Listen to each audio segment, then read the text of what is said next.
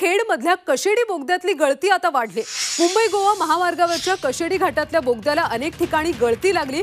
सिमेंटच्या फेसिंगमधून पाण्याचे फवारे बाहेर पडतात, त्यामुळे कशेडी बोगद्यातून प्रवास करताना पावसाचा अनुभव येतो।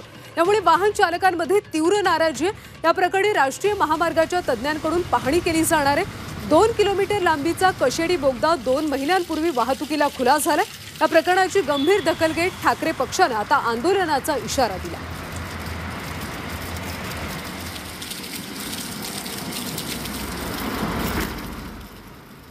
पहिल्याच पावसामध्ये आता प्रवास सुरू झाला आणि पहिल्याच पावसामध्ये या टनलला एवढ्या मोठ्या प्रमाणात गळती लागली आहे, तर टनलमध्ये धोकादायक वाटतं आहे असं पाणी गळणं, म्हणजे मोठ्या प्रमाणात पाण्याचा निचरा होणं इथे। अधिकाऱ्यांनी सांगितलं एवढी गळती लागायचं कारण काय, बोगद्याचं काम काय बरोबर झालं नाही की काय, आणि म्हणून याच्याबाबतच्या अधिकाऱ्यांची झाली चर्चा आणि एकंदरीत परिस्थिती पाहिली तर त्या ठिकाणी बोगद्याची होत असली गळती आणि म्हणून नागरिकांच्या मनामध्ये, प्रवाशांच्या मनामध्ये भीतीचं वातावरण आहे।